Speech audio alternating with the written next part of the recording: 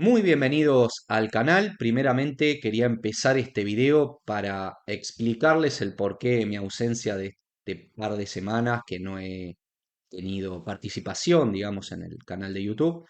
Básicamente he estado trabajando intensamente en el pulido del libro que he escrito, que, bueno, acá está el temario que va a contener y que espero que en el momento que salga, obviamente estaremos haciendo algún video explicando los matices y de qué se trata este libro, pero estoy muy orgulloso, muy contento de lo que he podido construir en esta lectura y bueno, es por eso que he estado un tanto ausente.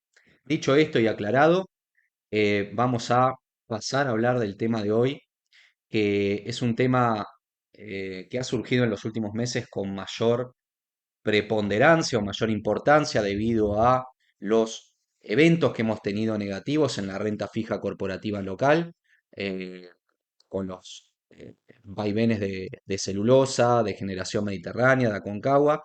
Así que estamos trabajando internamente mucho en esto desde la asesoría y lo hago extensivo a todos eh, los que participan en nuestro canal de YouTube, ¿no? Lo que vamos a hablar hoy es de cómo mitigar los riesgos en la renta fija cuando nosotros invertimos en bonos, letras y demás. Bien, em, primero aclarar que cuando uno construye una cartera de renta fija, no puede sumar los papeles al voleo, de mes a mes decir, bueno, compro esta ON o compro este bono soberano porque sí, porque me pareció, y no tener en cuenta la estructura de su cartera actual, la estrategia de inversión y el perfil de inversor, ¿no? Ahí es donde reside el mayor de los errores. La estructura y la estrategia de una cartera de renta fija tiene que estar preestablecida y tiene que tener protocolos, o sea, una estrategia de inversión es un protocolo de inversión. Em, y además tiene que estar diseñada en base a poder mitigar en parte los distintos riesgos que podemos tener a lo largo de muchos años que vamos a permanecer invertidos en la renta fija. No los podemos abolir del todo a los riesgos, pero sí podemos estructurar una cartera que tenga el objetivo de mitigarlo lo más posible.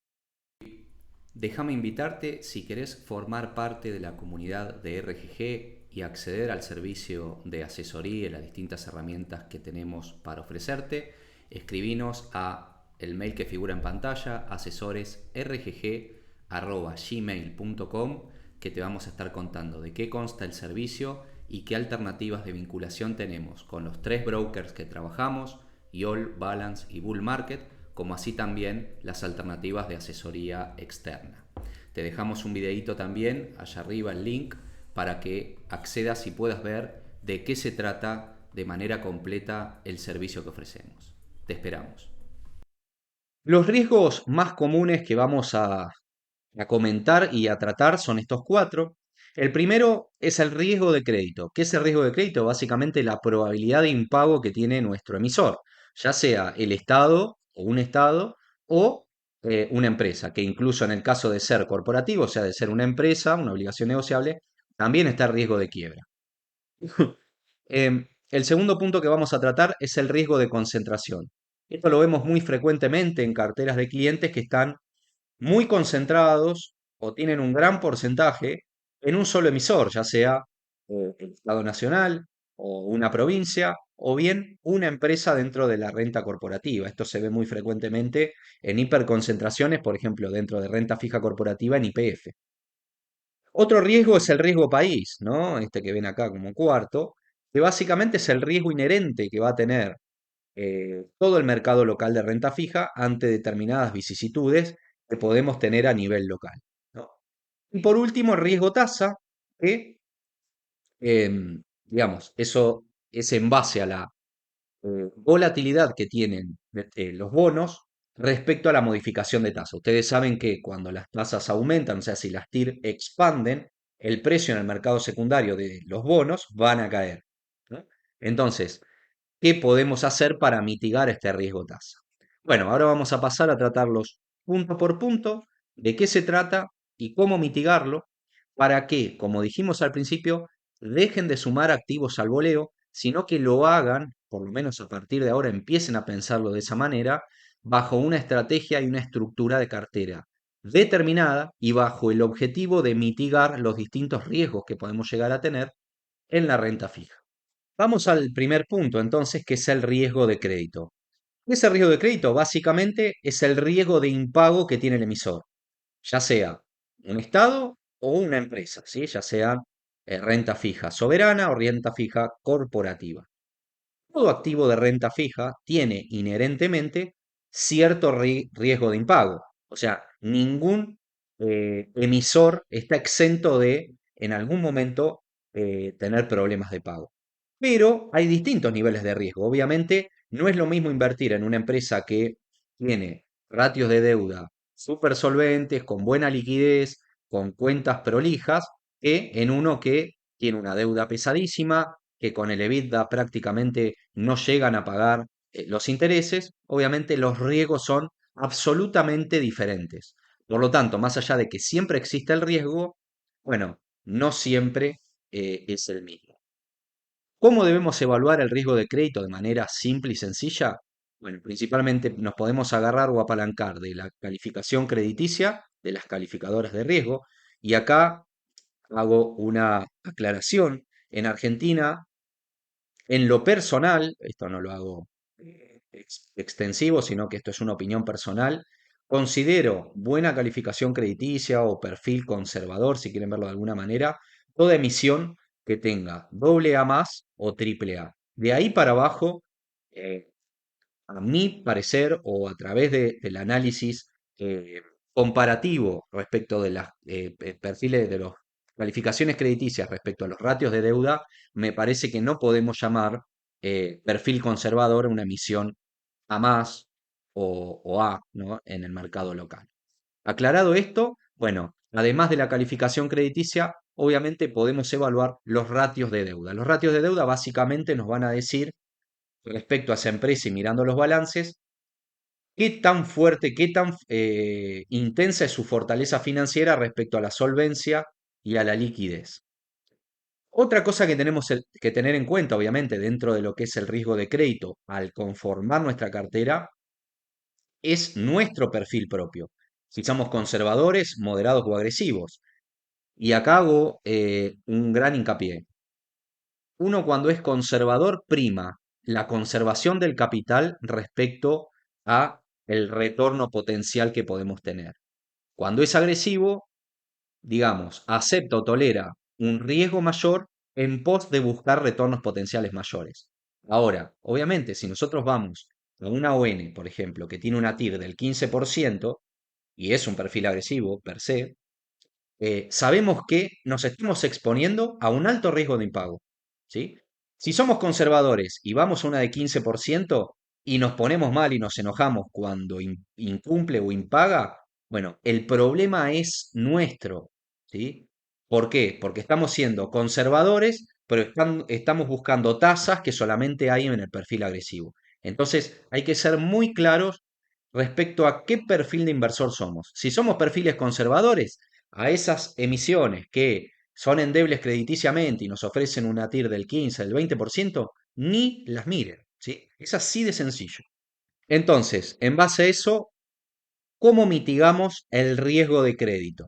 Bueno, obviamente, por lo antedicho, lo que tenemos que tener en cuenta a la hora de elegir los emisores es la calificación crediticia y también los ratios de deuda. Acá les traje un ejemplo nada más de una parte de lo que es dentro de las herramientas para clientes que tenemos en el servicio, los ratios de deuda de algunas de las empresas que emiten obligaciones negociables, ¿no? Entonces acá ustedes van a ver la calificación crediticia de cada una y ratios de deuda que nosotros tomamos como referencia para ver qué tan solvente o qué tan líquida o qué tan apalancada está la empresa, ¿no? Que lo van a ver en números, pero también los hemos coloreado para que el cliente, tal vez que no conoce mucho los números, pueda ver, ¿no? Entonces, lo que está en verde está bien, está bueno, lo que está en rojo está complicado, ¿no? Entonces, a partir de acá ustedes pueden ver la calificación crediticia y qué tan holgado está de fortaleza financiera esa empresa. Entonces, si ustedes acá ven, no sé, vamos a poner el ejemplo de Rizobacter, ¿no? Ustedes ven que está todo en rojo, ni siquiera entremos en números, y ven la vista que está todo en verde, o Profértil que está todo en verde, bueno, pueden de alguna manera darse cuenta que más allá de la calificación crediticia, el riesgo que están asumiendo, o sea, la probabilidad de impago, es absolutamente diferente. Entonces, si son perfil conservador, limítense a invertir en empresas doble A más o triple A con buenos ratios de deuda, ¿sí? Que tenga por lo menos la mayoría de estas columnas en verde, ¿no?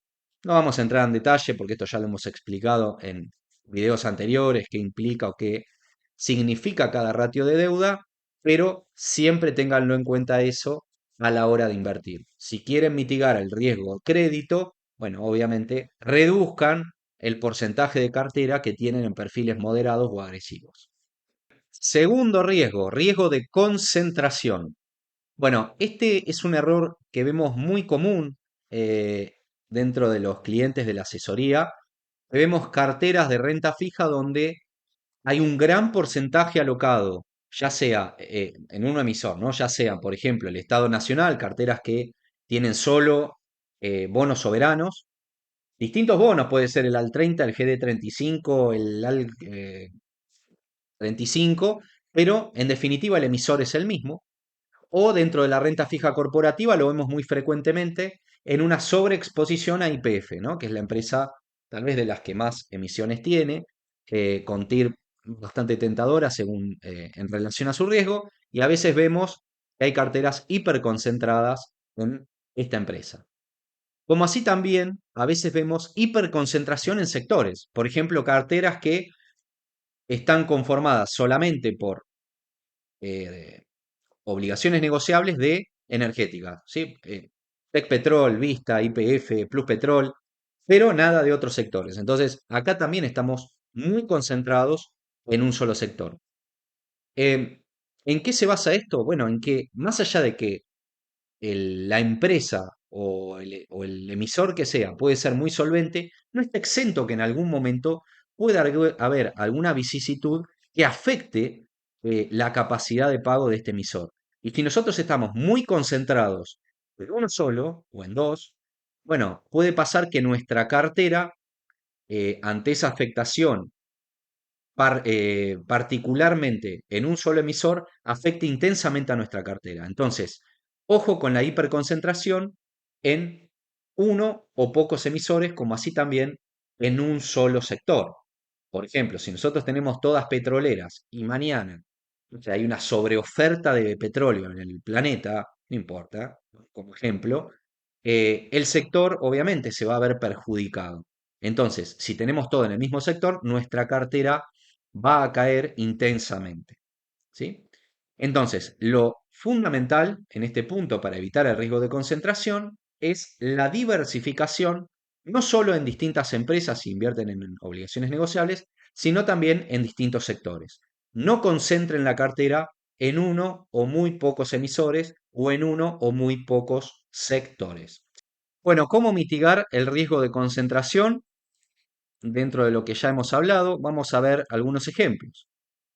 Cosas que se ven a veces, ¿no? Fíjense esta cartera de obligaciones negociables. eh, este cliente tenía varias emisiones de YPF, no tenía una sola, pero sigue siendo todas las emisiones de la misma empresa, de YPF. Por lo tanto, si YPF tiene un problema, todas las emisiones de YPF se van a ver perjudicadas. Entonces, fíjense que acá lo que tenemos es una hiperconcentración en un solo emisor. ¿Sí? En un solo emisor que es YPF. Tiene diversificación sectorial, porque está en distintos sectores de la economía, fíjense, Aluar respecto al aluminio, Profértil en eh, fertilizantes, Cresud en lo que es el agro, Loma Negra en construcción, pero un 70% en un solo emisor. Si mañana YPF tiene algún problema, bueno, esta cartera va a sufrir intensamente. Otro ejemplo, fíjense esta cartera. Ustedes podrían decirme, che, está re bien diversificada. Error. Fíjense que son todas emisiones del sector energético. YPF, Plus Petrol, Pampa, Tecpetrol, Vista. Si mañana hay algo que afecta a al mercado energético, por ejemplo, una caída abrupta, intensa del precio del petróleo, bueno, esta cartera puede tener serios problemas. Entonces, esto tampoco es correcto. ¿Qué es lo ideal? Bueno, acá les puse una cartera ejemplo, no importa, pero para que lo vean. Tener una cartera no solo diversificado en distintas empresas, como ven acá, sino también que representen a distintos sectores de la economía. Fíjense, bueno, tenemos dos emisores de energéticas, obviamente, en nuestro país. Es normal que compongan un mayor porcentaje en la cartera porque son en general las empresas que mejor de números están, que más potencial tienen, que más están creciendo. Así que es normal que pesen en nuestra cartera, pero tampoco un exceso, ¿no? Fíjense, tenemos una de telecomunicaciones, fertilizante, inmobiliario, agro, bueno, productos alimenticios, aluminio, construcción. Entonces tenemos una cartera realmente diversificada, no solo en el número de empresas, sino también en distintos sectores de la economía. Este es un ejercicio que yo les propongo que hagan con su cartera personal y se fijen realmente qué tan concentrado están en algún emisor, ¿no? En algún emisor o en algún sector de la economía.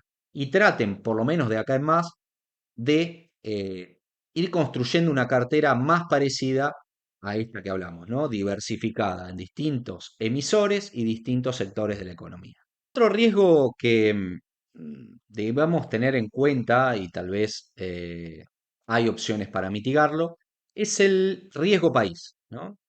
No el número en sí en riesgo país, sino esto viene en consonancia a que si hay alguna vicisitud local, o sea, un contexto interno, em, va a afectar a toda la renta fija del país, ¿no? Por ejemplo, si mañana hay algún tipo de incumplimiento de la deuda soberana, obviamente la renta fija corporativa también se va a ver afectada de cierta forma, ¿no? Entonces, si hay algo local que afecta a la renta fija, lo va a afectar de manera global. ¿Cómo podemos mitigar esto? Bueno, desde ya, diversificar la cartera de renta fija también a través de diversificación geográfica. O sea, parte de la cartera la podemos tener alocada en renta fija que no tenga que ver con nada a nivel local, o sea, por fuera del riesgo argentino. Ejemplos, así a grosso modo, podrían ser bonos o letras americanas. Por ejemplo, podrían estar invertidos en Treasury Bills. Hoy en día tenemos opciones dentro de muchos brokers de formas de exponernos, por ejemplo, a Treasury Bills, que serían a letras americanas de corto plazo, o bonos largos de americanos. Desde ya, obviamente, si están interesados, pueden acceder a la asesoría y los vamos a asesorar al respecto. Como así también renta fija, ya sea corporativa o soberana, de países limítrofes. También tenemos opciones a nivel local para conformar posición en países como Brasil, Chile, Paraguay, ¿sí? Esto es lo más frecuente. Por lo tanto, hay manera de exponerse geográficamente a otros países, a otros riesgos que no tienen que ver con Argentina. De esta forma, también mitigamos ese riesgo país, ese riesgo local, ¿no? Bueno, el último de los riesgos que vamos a tocar, el riesgo tasa.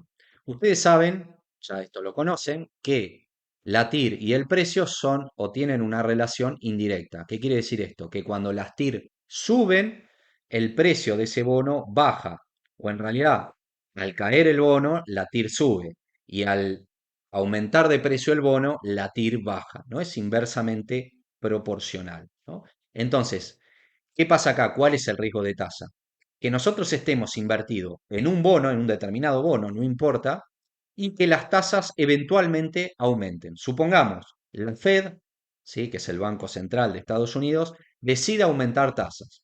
Esto hace aumentar los rendimientos de los bonos de Estados Unidos, que en general funcionan como benchmark de la renta fija global, y obviamente eso va a acompañar a la subida de tasa, la subida de TIR de los bonos a nivel global, incluido nuestros bonos soberanos o nuestra renta corporativa. Entonces, si nosotros ya estábamos invertidos en un bono, esa subida de TIR se va a reflejar en una caída de precio de ese bono en el mercado secundario. Y obviamente, si nosotros estamos a finish, No nos va a interesar porque ese bono nos va a rendir exactamente lo que nosotros medimos a la hora de invertirlo, la misma TIR. Ahora, si nosotros en el camino queremos vender o teníamos pensado vender ese bono, ahí sí nos puede afectar fuertemente. Entonces, ese justamente es el riesgo tasa, que se mueva la tasa y que nos haga variar mucho el valorizado de nuestra cartera. Desde ya, no todos los bonos se mueven igual. Hay bonos que se van a afectar mucho más por los movimientos de tasa y bonos que se van a afectar mucho menos. ¿Cómo cuantificamos esto? ¿Cómo medimos esto? Con la duration modificada, ¿sí? ¿Qué es la duration modificada? Que a veces mucho le queda la duda. Bueno, básicamente la duration modificada nos dice qué porcentaje se va a mover ese bono ante los determinados movimientos de tasa del 1%. ¿Qué quiere decir esto? Que, vamos a ver este ejemplo, ¿no? Por ejemplo, si la TIR aumenta el 1% y supongamos este bono intermedio tenía una duration o tiene una duration del 2,5, quiere decir que en este bono que tiene una duration del 2,5, si la TIR aumenta el 1%, el precio va a caer aproximadamente un 2,5%. Si la TIR cae el 1%, el precio de este bono va a subir aproximadamente el 2,5%. ¿Sí? Eso es la duration modificada. Nos indica qué porcentaje se va a mover el precio en el mercado ante movimientos de tasa del 1% aproximadamente.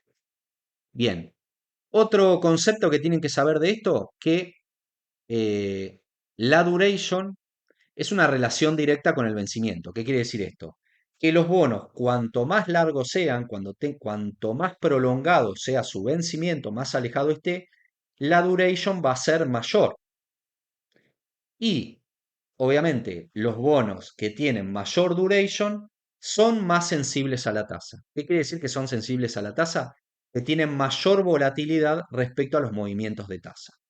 Como ven en este gráfico, los bonos largos, que quiere decir que vencen mucho más alejado en el tiempo, tienen duration más altas que los bonos cortos, ¿sí? O sea, ¿qué quiere decir esto? Que los movimientos de tasa van a afectar mucho más el precio en los bonos largos que en los bonos cortos. Por eso se dice que son más sensibles.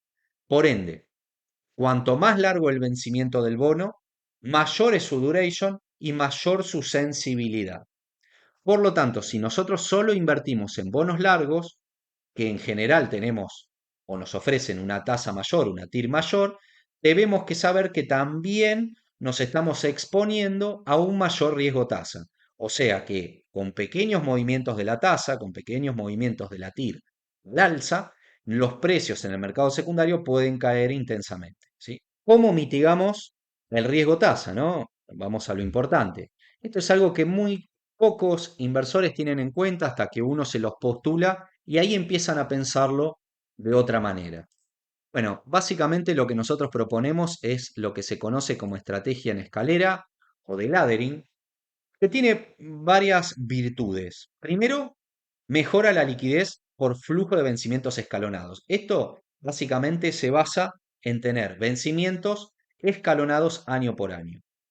Em, y además mitiga riesgo tasa. Lo vamos a ver con este gráfico que lo van a ver más detalladamente. La estrategia en escalera se basa en estructurar una cartera con distintos vencimientos, o sea, tener bonos que venzan en 2026, bonos que venzan en 2027, en 2028, 2029 y así. Entonces, por un lado, nosotros siempre vamos a estar por cobrar algo que está por vencer. Y además, podemos mantener también en cartera bonos largos que en general nos van a ofrecer un rendimiento mayor. Ahora bien, tenemos que saber que, acá lo ven en flecha roja, ¿no?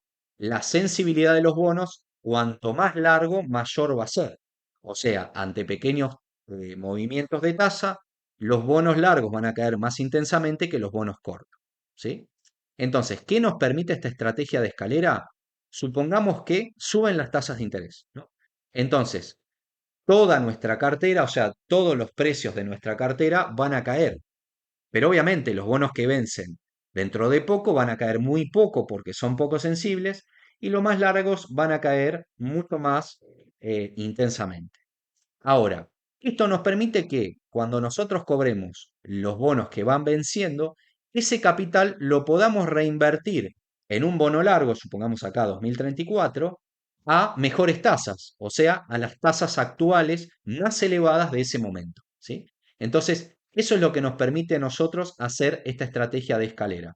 Cuando cobremos acá 2026, debiéramos ir a invertir a 2034, ¿sí? Entonces, así es como la escalera va progresando, ¿no?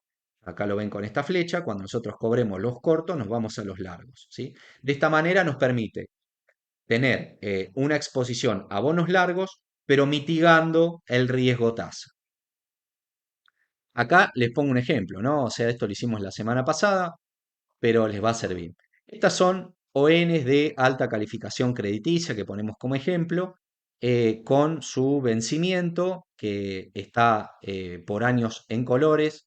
Por ejemplo, las que están acá en azul vencen en 2026, en celeste en 2027, las naranjas en 2028 y así. De esta manera nos permite ver año por año qué opciones tenemos para ir conformando, obviamente esto se hace de a poco, nuestra cartera de manera escalonada, ¿no?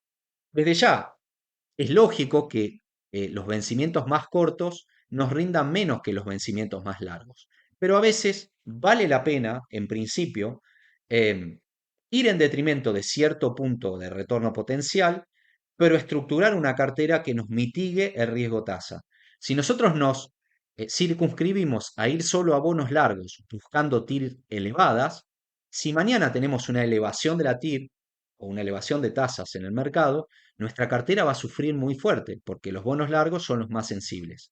Y además vamos a perder la posibilidad de tener liquidez por vencimiento que nos vaya venciendo para reinvertir a mejores tasas en ese momento que las tasas van a ser más elevadas, ¿sí? Entonces, la idea de hacer una escalera o una estructura de vencimiento escalonado es esa, ¿no? Mitigar el riesgo tasa. Bien, y en este gráfico que ven acá abajo a la derecha, bueno, pueden ver cómo hemos estructurado un ejemplo en base a las emisiones que tenemos acá de una cartera escalonada. Hemos elegido, fíjense, de cada año una emisión en particular, ¿sí? De 2027 a 2035. Y fíjense cómo pudimos estructurar una cartera plenamente escalonada o bajo la estrategia del laddering. Em, bueno, cada una acá tiene la TIR y fíjense que cada una compone aproximadamente entre un 10 y un 12% de la cartera, ¿no?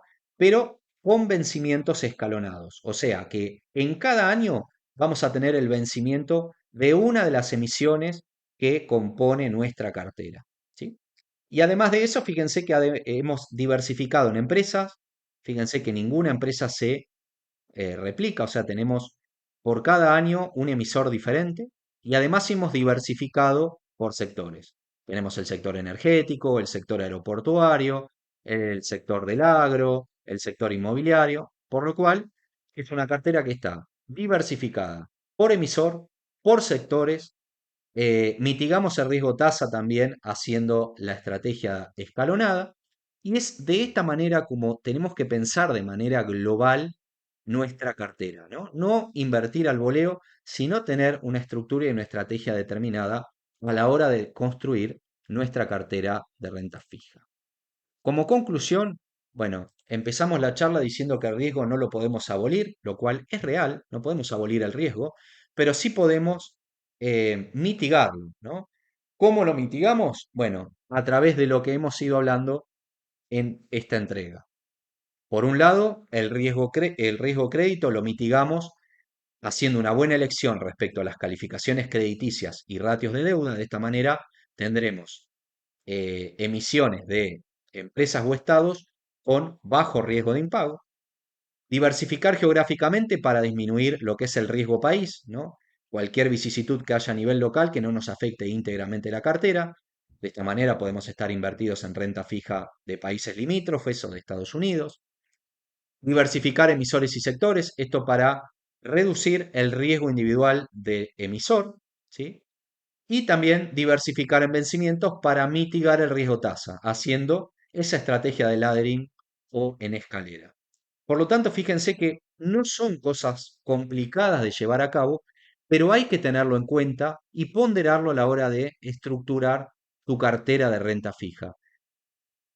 No cometan el error de sumar emisiones por mes al voleo, como les pareció, o porque es la que mayor tira entrega en ese mes. No, piénsenlo siempre bajo la lógica y como siempre les digo, todo lo que ustedes tengan pensado de antemano, como una estrategia, una estructura, un protocolo de inversión, tanto en renta variable como en renta fija, los va a proteger tanto de los riesgos de mercado como también el riesgo personal, ¿sí? A veces nosotros somos nuestro peor enemigo, influenciados en el momento por las emociones, los impulsos, que nos llevan a cometer errores. Entonces, todo lo que nosotros hayamos pensado en un momento previo, de manera lógica, razonada y tranquila, nos va a proteger de que no hagamos esos errores, ¿sí? Bueno, hasta acá llegamos. Prontamente tendremos novedades respecto al libro que les comenté. Y bueno, desde ya, como siempre, si les gustó el contenido, si les parece interesante, útil, bueno, dejen algún comentario, compartan. Es así como podemos seguir creciendo y traer este tipo de material. Nos vemos la próxima.